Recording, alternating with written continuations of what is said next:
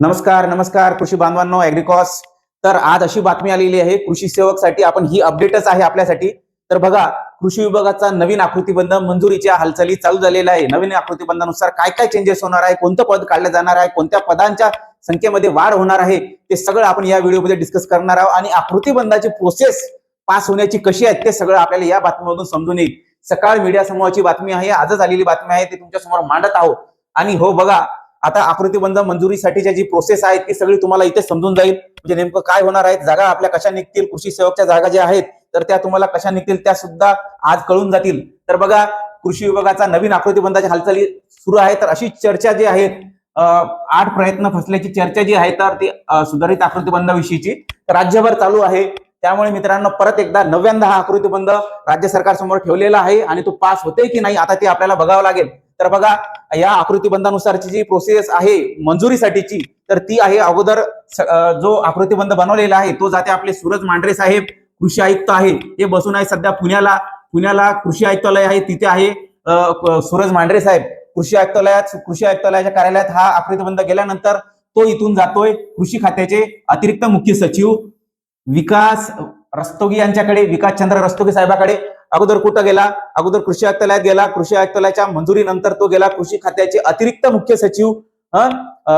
नंतर तिथून तो आकृतीबंध पुढे पाठवला जातो. पुढे म्हणजे कुठं जातो, तिथून तो सचिवाच्या म्हणजे यांच्या मान्यतेनंतर सामान्य प्रशासन खात्याकडे जातो. सामान्य प्रशासन खात्याकडे परत हे मुंबई इथे आहे, हे मुंबई इथे आहे सचिवालय. या मुंबई इथून परत मुंबईतल्या दुसऱ्या खात्याकडे, सामान्य प्रशासन विभागाच्या खात्याकडे हा आकृतीबंध जातो. हे पण मुंबई येथेच आहे, एकाच मंत्रालयात आहे. अगोदर पुण्यावरून फाईल गेली मुंबईमध्ये, मुंबईवरून आता मुंबईचे जे कृषी खात्याचे अतिरिक्त मुख्य सचिव आहेत तिकडून फाईल परत चालली आता सामान्य प्रशासन खात्याकडे.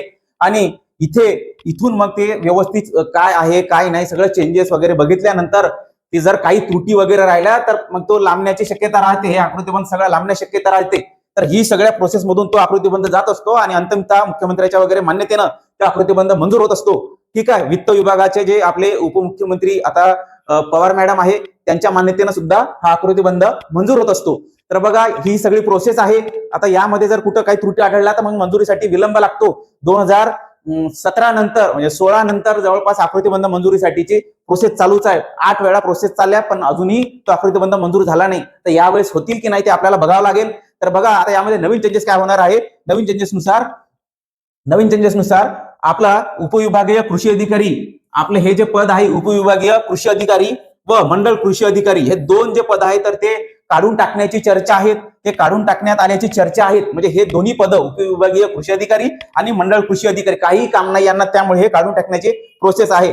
तसेच 2 ग्रामपंचायतींना मिळून एक सहाय्यक कृषी अधिकारी, म्हणजे आपला जो कृषी सेवक आहे, अगोदर 3 वर्ष कृषी सेवक म्हणून आपण काम करतो, त्यानंतर 3 वर्षानंतर आपल्याला सहाय्यक कृषी सहाय्यक किंवा मग आता नवीन नाव जे झालेलं आहे याचं सहाय्यक कृषी अधिकारी म्हणून आपलं पदनाम होत असते.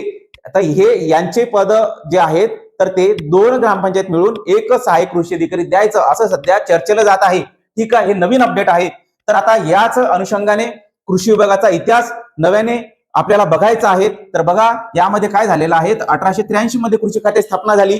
या बातमीनुसार बघतो आपण, 1883 मध्ये कृषी खात्याची स्थापना झाली आणि 1981 मध्ये कृषीमधून फलोत्पादन विभाग स्वतंत्र झाला, वेगळा करण्यात आला. ठीक आहे. त्याच वेळी प्रशिक्षण व भेट योजना हे लागू करण्यात आली. आता आपल्याला हे गरज नाही. आपल्याला काय पाहायचं, आपल्याला पाहायचं आहे किती मंजूर संख्या, म्हणजे मंजूर संख्येनुसार किती पदं होती अगोदर आणि आता किती आहे. तर अगोदर किती होती, जवळपास 33,000 पदे कृषी विभागात होती.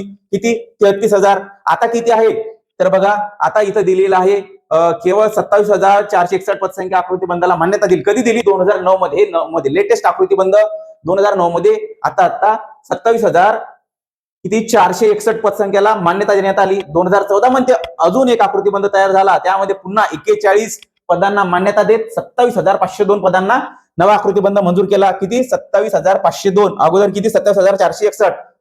किती फरक झाला, फक्त काय 100-150 पदांचा फरक झालेला आहे, जागांचा फरक झालेला आहे. पुढे काय, त्यानंतर एप्रिल 2017 मध्ये नवा आकृतीबंध तयार झाला, मात्र तो मंजूर झाला नाही. इथून आता प्रयत्न चालू आहे, जवळपास 8 प्रयत्न झाले परंतु अजूनही आकृतीबंध मंजूर झालेला नाही. हा नववा प्रयत्न आहे. यामध्ये काय म्हणते बघा, यामध्ये काय म्हणते, जुलै 2017 मध्ये, नोव्हेंबर 2018 मध्ये, 2019 मध्ये, 22 मध्ये परत जुलै 2022 मध्ये नोव्हेंबर 2024 मध्ये आणि मार्च 2025 मध्ये असा लागोपाठ जवळपास 8 वेळा प्रयत्न झाला, परंतु अजूनही आकृतीबंध अमान्यच आहे, अजूनही आकृतीबंध मंजूर झालेला नाही. आता पदांची संख्या 29,000च्या पुढे जाणार आहे नवीन आकृतीबंधानुसार. तर त्यामध्ये काय म्हणताय बघा, 27,000 पदांचे मनुष्यबळ 29,000च्या पुढे जाण्याची शक्यता आहे. आता किती आहे? 27,000 आहे, तर ते 29,000च्या पुढे जाण्याची शक्यता आहे. तर त्यामध्ये कोणते कोणते पद किती राहतील तर ते बघून घ्या मित्रांनो. यामध्ये कृषी सहाय्यक किती राहतील आणि कृषी अधिकारी किती राहतील तर ते बघून घ्या. आपलं लाडकं पद आहे अगोदर 15,000 सहाय्यक कृषी अधिकारी राहतील, म्हणजे आपले कृषी सेवक. जर तुम्ही कृषी सेवकची तयारी करत असेल तर आपली कृषी सेवक गॅरंटीवाली बॅच आहे, कृषी सेवक गॅरंटीवाली बॅच म्हणून दास ऑफिसर अकॅडमी या नावाचं आपलं ऍप्लिकेशन आहे. तिथं जायचं आणि तिथे जाऊन तुम्हाला कृषी सेवक गॅरंटीवाली बॅच, जर तुम्ही व्यवस्थित जर या पदाची तयारी करत असेल तरच त्या अकॅडमीच्या ऍप्लिकेशनवर जायचं आणि कृषी सेवक गॅरंटीवाली बॅच म्हणून आपली बॅच आहे तिथे जाऊन तुम्ही एनरोल करायचं आणि फीज लागल्यानंतर द्यायचं. मग सध्या काय आहे सर, मग कोणी पण ऍडमिशन घेऊ शकते. सध्या का तुम्हाला 999 नॉमिनल फीज आहे आणि लागलं तर तुम्हाला 16,000 फीज भरावी लागेल. सध्या तुम्हाला फक्त 999 फीज भरायची आहे. 999 हे नॉमिनल फीज आहे. जर तुमचं सिलेक्शन नाही झालं तर यामधून सुद्धा 50% फीज रिटर्न केली जात आहे. यामधून सुद्धा 50% फीज रिटर्न होईल. ठीक आहे, अशी ही बॅच आहे, म्हणजे तुम्हाला गॅरंटी दिलेली आहे. गॅरंटीची बॅच आहे, लागल्यानंतर फीज आपण घेणार आहोत. त्यामुळे लक्ष द्या, जर व्यवस्थित जर तयारी करायची असेल 15,000 पद आहे. आता हे एकूण पद आहे, एकूण रिक्त जागा नाही, 15,000 एकूण पद आहे. या नवीन आकृतीबंधानुसार आपली जर कृषी जाहिरात आली तर 10 ते 15% पद हमखास वाढतील. मी तुम्हाला आजपासून नाही, कितीतरी एका वर्षापासून तुम्हाला सांगत आहो की आपली पदांची संख्या ही 2,500 मागं पुढं एवढी राहण्याची शक्यता आहे. 2,500 मायनस प्लस मायनस, म्हणजे 2,000 राहू शकते किंवा 3,000 राहू शकते किंवा 2,500 मागं पुढे 500 एवढी पदसंख्या राहू शकते. हे कृषी सेवकची जर तयारी व्यवस्थित करायची असेल तर असं करा, तुम्ही कृषी सेवक गॅरंटीवाली बॅच जॉईन करा. नसेल करायची तर आपलं ऍप्लिकेशन आहे त्यावर जाऊन तुम्ही प्रिव्हियस इयर क्वेश्चन पेपर ते बघा, त्याच्या दिशेनुसार अभ्यास करा. ठीक आहे.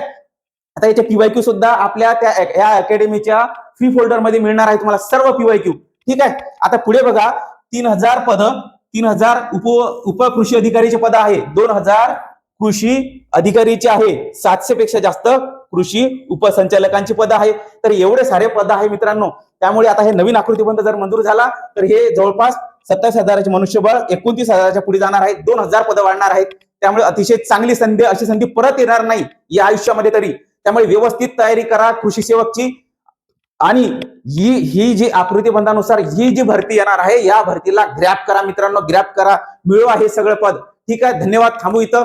सबस्क्राईब नसेल केलं तर सबस्क्राईब करून घ्या. असेच व्हिडिओ परत नवीन अपडेटचे तुमच्यापर्यंत येत राहतील आणि कृषी विभागाचेच नाही तर इतर विभागाचे सुद्धा तुम्हाला अपडेट मिळत राहतील. ठीक आहे, थांबू आता इथेच.